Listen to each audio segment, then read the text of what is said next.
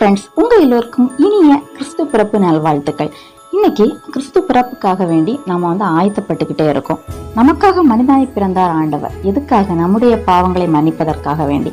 நம்முடைய பாவங்களை அவர் ஏற்றுக்கொண்டார். நமக்காக அவர் பாடுபட்டார். நம்முடைய பாவத்தை போக்குவதற்காக அவர் சிலுவையிலே நமக்கு பதிலாக பாடுபட்டு நமக்கு மீட்பை உண்டு பண்ணினார். 3ஆம் நாள் உயிரோடு எழுந்தார் என்று வேதம் கூறுகிறது.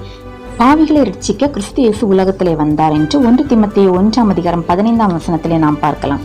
பாவிகளை ரட்சிப்பதற்காக, இந்த உலகத்திலே பாவிகளாய் இருக்கிற மக்களை மீட்டு அவர்களை ரட்சித்து அவர்களை பரலோகம் கொண்டு செல்வதற்காக ஆண்டவர் செய்தார், உலகத்திலே வந்தார் என்று வேதம் கூறுகிறது. நம்முடைய ஆண்டவராகிய இயேசு கிறிஸ்துவின் நாமம் அதிசயமானவர்.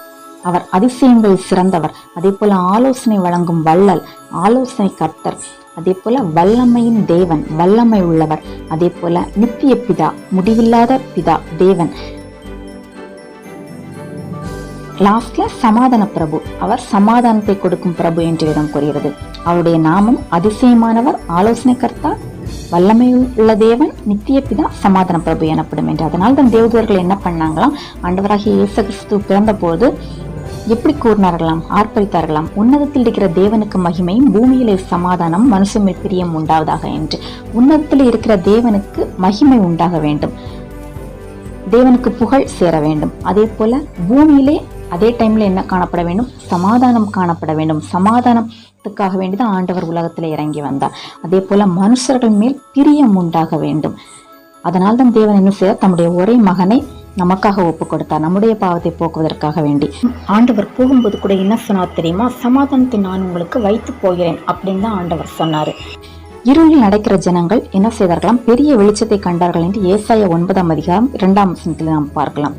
பிறந்து அவர் வாழ்ந்த காலங்களிலே இருளில் இருக்கிற ஜனங்கள் எல்லோரும் என்ன செய்தார்களாம், பெரிய ஒரு வெளிச்சத்தை கண்டார்கள். அதாவது இருளில் இருக்கிற ஜனங்கள் என்று சொல்லப்படும் பொழுது நம்முடைய பாவம் நிறைந்த இருள், அதுல இருக்கிற ஜனங்கள் பெரிய ஒரு வெளிச்சம். ஆண்டவர் என்ன செய்தார், வெளிச்சத்தை கொடுத்தார். நம்ம இருதயத்துல ஏதாவது கசப்புகள் காணப்படுமானால், பொறாமைகள் காணப்படுமானால், சண்டைகள் காணப்படுமானால், இதையெல்லாம் நம்ம நீக்கி நம்முடைய உள்ளத்தை எப்படி அலங்கரிக்கணுமா, ஆவியின் கனிகள்னால அன்பு, சந்தோஷம், சமாதானம், நீடிய பொறுமை, இச்சையடக்கம், இதுகள்னால் நம்ம அலங்கரிக்கும் பொழுது ஆண்டவர் என்ன செய்வார், நம்முடைய உள்ளத்திலே ஆண்டவர் பிறப்பார். அது அந்த கிறிஸ்துமஸ் எப்படி இருக்கும், ரொம்ப சூப்பரா இருக்கும் என்று வேதம் கூறுகிறது. உள்ளத்துல உள்ள பாவம், பயமெல்லாம் நீக்கி நமக்கு என்ன செய்வார், புது சந்தோஷத்தை தருவார். அதே போல நம்பிக்கை வரும்.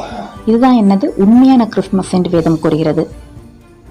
உங்களுக்கு இந்த சந்தோஷத்தை வேற யாராலையுமே தர முடியாது. வேற எந்த மக்களாலையுமே உங்களுக்கு மனுஷங்களாலையும் கூடாத காரியம் என்று வேதம் கூறுகிறது. அதை தர்ற ஒரே ஆண்டவர் யாரு, நம்முடைய இரட்சகராகிய அண்ட சராசரங்களையும் படைத்த நம்முடைய ஒரே கடவுளான நம்முடைய ஆண்டவர் மாத்திரமே.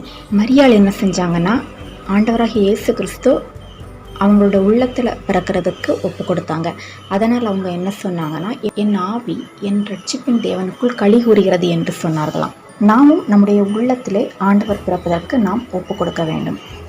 சங்கீதத்திலே நாம் ஒரு வசனத்திலே பார்க்கும் பொழுது, உமது கூடாரம் சமாதானத்தோடு இருக்க காண்பீர், உமது வாசஸ்தலத்தை விசாரிக்கும் பொழுது